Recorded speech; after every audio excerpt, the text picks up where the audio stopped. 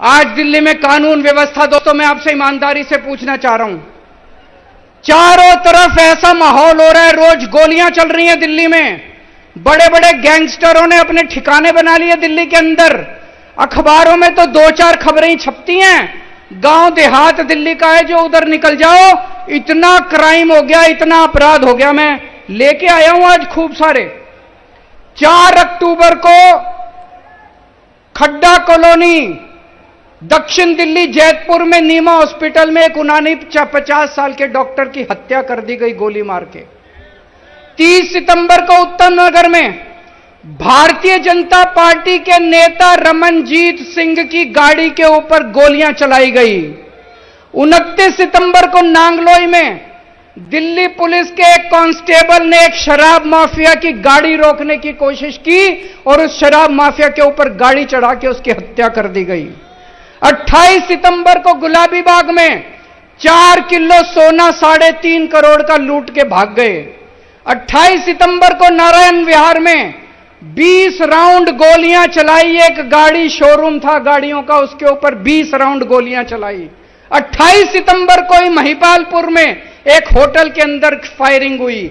28 सितंबर को ही नांगलोई में 2 लोगों ने 3 या 4 राउंड एक दुकान के, ये कई सारे हैं, ये कोई अंत नहीं है, मैं खूब सारे लेके आया हूं। ये जो अपराध दिल्ली के अंदर हो रहा है, सारी सीमाएं तोड़ दी। जैसे 90 के दशक में हम सुना करते थे बंबई में अंडरवर्ल्ड का राज था, वही हाल आज दिल्ली का हो रहा है। लोगों का घर से निकलना मुश्किल हो गया है। और ये तो वो है जो अखबारों में छप रही हैं, ये तो वो है जिसमें एफआईआर हो गई। मैं आपसे पूछना चाहता हूं, कितनी ऐसी घटनाएं हैं जो पुलिस के पास जाती नहीं है या पुलिस एफआईआर ही नहीं करती? कितनी घटनाएं ऐसी हैं दिल्ली के अंदर? आज आम आदमी का सुरक्षित जीना मुश्किल हो गया है। दिल्ली पुलिस इनके पास है, सुरक्षा व्यवस्था इनके पास है। क्या कर रही है बीजेपी? क्या कर रही थी बीजेपी जब ये फायरिंग हो रही थी? क्या कर रही है बीजेपी जब ये सारी घटनाएं हो रही हैं?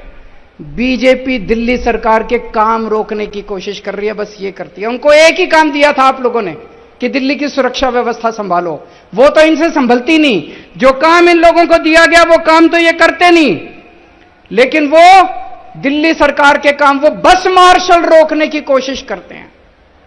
बसों के अंदर इनको क्या पता बसों में कैसे यात्रा होती है।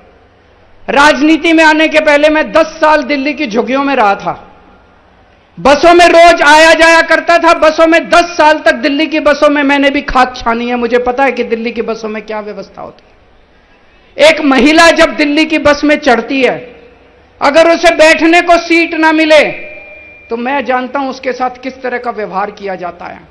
इधर से कोई छेड़ता है, उधर से कोई छेड़ता है, इधर से कोई उसको तंग करता है। किस तरह से दिल्ली की बसों के अंदर जेब कतरे काम करते हैं, किस तरह से अपराध होते हैं। जब हमारी सरकार बनी, हमने दिल्ली में बस मार्शल नियुक्त किए। बस मार्शल जब से नियुक्त किए, मेरे को चारों तरफ से पता चलने लगा महिलाएं अब अपने आप को सुरक्षित महसूस कर रही हैं।